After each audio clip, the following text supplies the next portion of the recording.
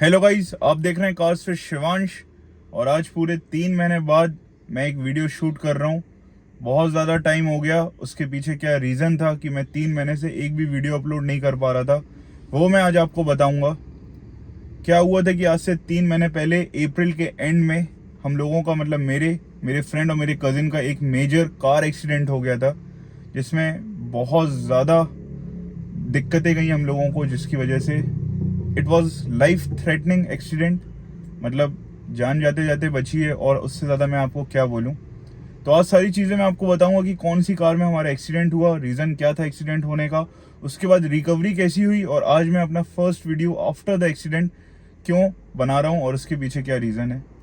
तो चलते हैं अपन अप्रैल में। अप्रैल के 27 अप्रैल की ये बात है, अप्रैल के एंड की 27 अप्रैल को की नाइट की ये बात है। उस दिन हमारे कजिन्स और मेरे फ्रेंड्स, हम लोगों का एक प्लान बना कि हम लोग जाते हैं कोई भी अच्छे से रेस्टोरेंट, वहाँ पे जाके थोड़ा एंजॉय करते हैं, क्योंकि मेरे कज़न आया हुआ था जो कि थोड़े दिनों में जाने वाला था हमारे शहर से।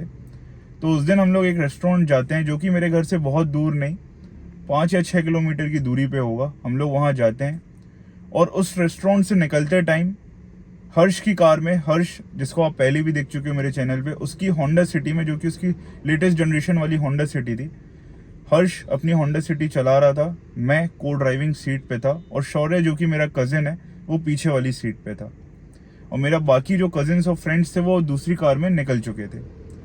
तो उस रेस्टोरेंट से निकलने के बाद विद इन 1.5 किलोमीटर्स हमारी कार हाई स्पीड पे, गाड़ी की स्पीड थोड़ी तेज थी, एक पेड़ से जाके टकरा जाती है। हेड ऑन कोलिजन होता है उस पेड़ से।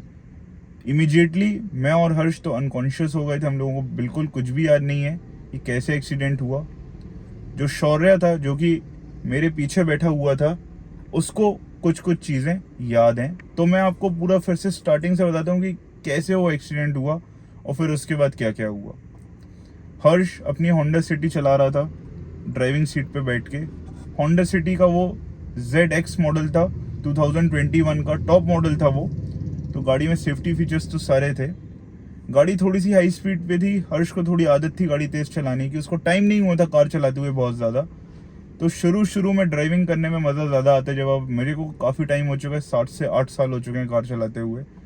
हर्ष को 2-3 साल ही हुए थे कार चलाते हुए। बहुत ज़्यादा उसे एक्सपीरियंस नहीं था कि गाड़ी भिड़ती भी है बहुत ख़तरनाक तरीके से। तो हर्ष अपनी कार चला रहा था, मैं बाजू में बैठा हुआ था और शौर्य पीछे। शौर्य ने हम लोगों को बताया, हम लोग तो बिल्कुल अनकॉन्शियस हो गए थे, हम लोग कुछ भी याद नहीं था, कि गाड़ी थोड़ी सी तेज़ थी और फिर एकदम से गाड़ी थोड़ी सी इस रोड से उतरी और सीधे जाके पेड़ में घुसी है। स्पीड बहुत ज़्यादा थी कार की, अराउंड 90 to 100 kmph। बहुत ज़्यादा स्पीड होने की वजह से जैसे ही गाड़ी टकराती है पेड़ से, होंडा सिटी एक सेडान है, लंबी है सामने से, तो उसने काफ़ी ज़्यादा इम्पैक्ट झेला।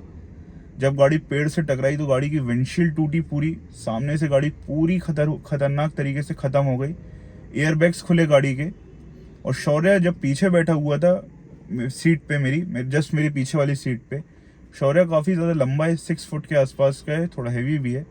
तो जब इतने ज़्यादा स्पीड पे आप गाड़ी टकराती है स्टेशनरी ऑब्जेक्ट से, तो गाड़ी के अंदर वाले लोग बहुत ज़्यादा स्पीड से हिलते हैं। तो शौर्य बहुत ज़्यादा इम्पैक्ट से मेरी पीछे वाली सीट से टकराया, जिससे मेरी पीछे वाली सीट थोड़ी सी बेंड हुई।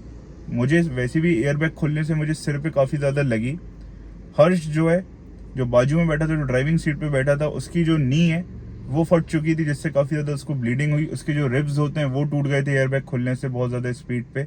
वैसे भी जो एयरबैग्स होते हैं वो काफ़ी ज़्यादा स्पीड पे खुलते हैं, और जब कोई व्यक्ति उससे टकराता है तो वो इम्पैक्ट बहुत ज़्यादा बढ़ जाता है। तो जो शौर्य था, जब वो पीछे मेरी सीट से टकराया उस स्पीड पे, तो उसकी जो हिप है वो डिसलोकेट हो गई। तो शौर्य की इंजरीज आप समझ गए, शौर्य की हिप डिसलोकेट हो गई थी। हर्ष की जो रिब्स हैं वो टूट गए थे, उसका जो नी है वो फट गई थी, जिससे काफ़ी ब्लीडिंग भी हुई उसको। और छोटे मोटे उसको कांच, जो विंडशील्ड जो थी, जो टूटने से काफ़ी कांच उसके हाथ में घुसे और काफ़ी ज़्यादा अलग अलग पार्ट्स में घुसे। शौर्य को भी काफ़ी लगी। अब जो मैं था, मैं को ड्राइविंग सीट पर बैठा हुआ था। जब एयरबैग्स खुले तो जो एयरबैग है वो मेरे आगे वाले स्कल से टकराया, जिससे मुझे काफ़ी यहाँ पे थोड़ी ब्लड क्लॉटिंग हो गई। तो काला सा एक जो खून जम जाता है काफ़ी ज़्यादा सिर पे, वैसा दिखने लगा था। उस टाइम पे मैं और हर्ष जो ड्राइविंग कर रहा था, दोनों अनकॉन्शियस हो चुके थे पूरे। जैसे तैसे शौर्य की थोड़ी हिम्मत थी कि उसने मेरे कज़िन को, अपने दूसरे कज़िन को फ़ोन लगाया, शांतनु को, उसको बुलाया कि यार हम लोग का एक्सीडेंट हो गया, तू जल्दी से आ जा, थोड़ा सा आ गया है रेस्टोरेंट के। तो शांतनु वहाँ पे पहुँचता है, एम्बुलेंस को कॉल करता है, वहाँ पे एम्बुलेंस आती है।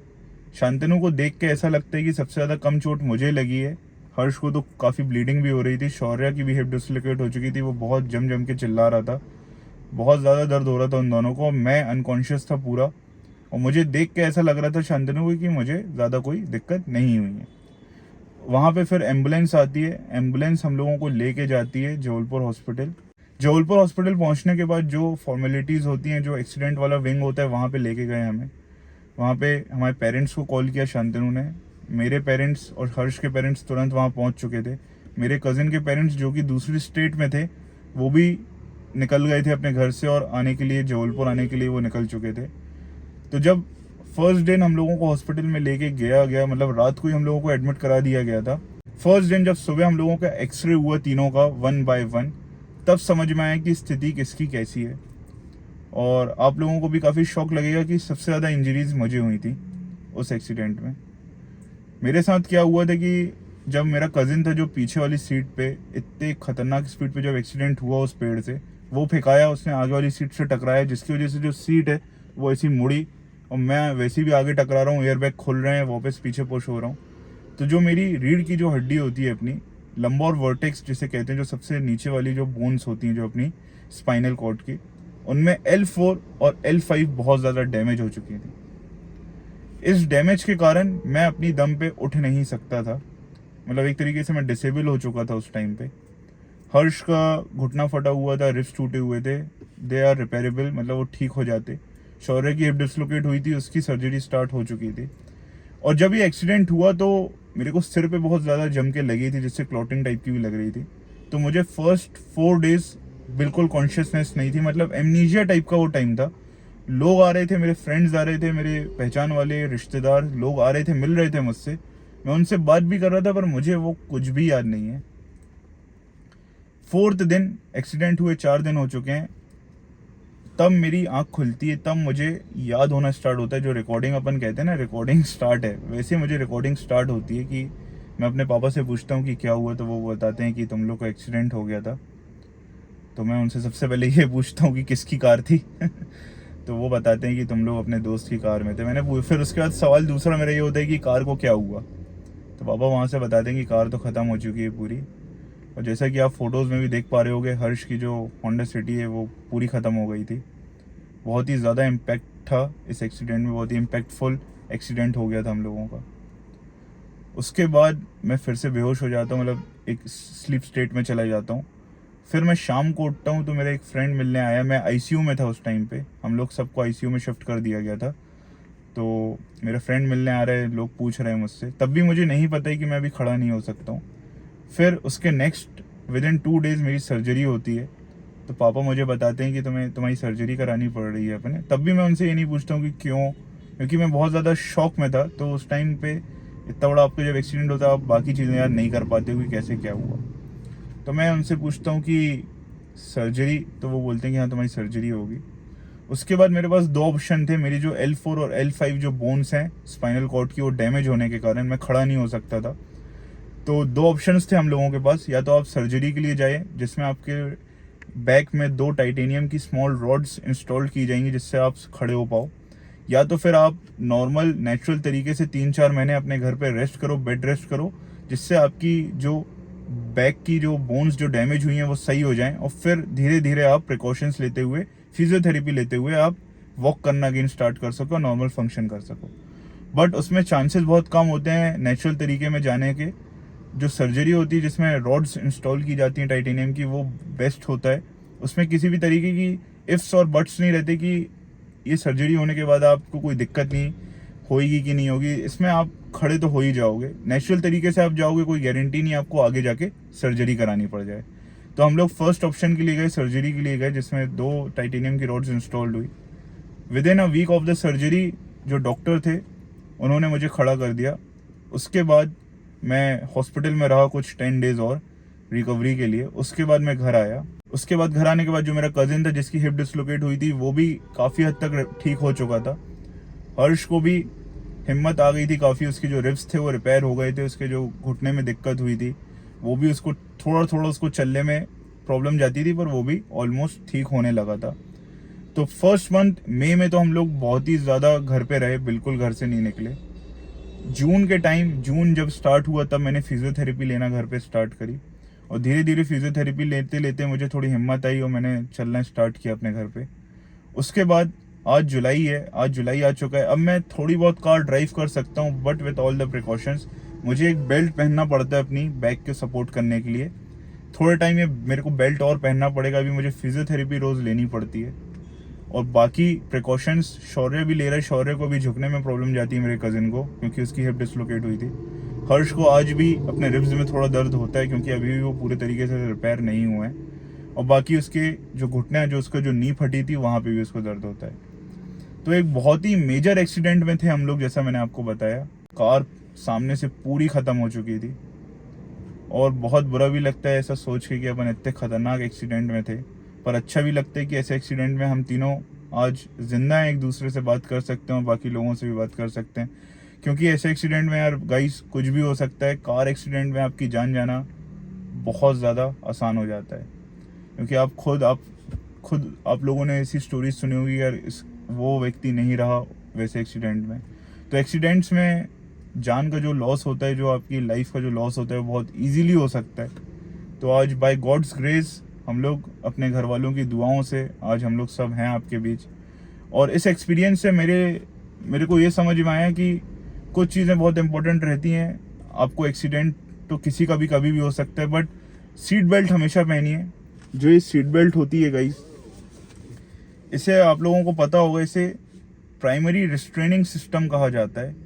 जो एयरबैग्स होते हैं उनमें SRS लिखा रहता है, आपको पता है जो एयरबैग्स होते हैं, पर जो ये होती है सीट बेल्ट, ये होती है PRS। SRS और PRS में बहुत मेजर डिफरेंस है। PRS जो सीट बेल्ट है जो अपनी, ये प्राइमरी रिस्ट्रेनिंग सिस्टम है, और जो एयर बैग है वो सेकेंडरी। अगर आप ऐसा सोचो कि आपकी कार में एयर बैग है, आपने सीट बेल्ट नहीं पहनी है, आपको कुछ नहीं होगा, तो आप रॉन्ग हो मेरी तरफ से। और ये सीट बेल्ट ना पहनने की जो प्रॉब्लम है इंडिया में, ये काफ़ी ज़्यादा है। आप मेट्रो सिटीज़ में तो सीट बेल्ट सब पहनते हैं, क्योंकि किसी को भी अपना चालान नहीं करवाना है पुलिस से।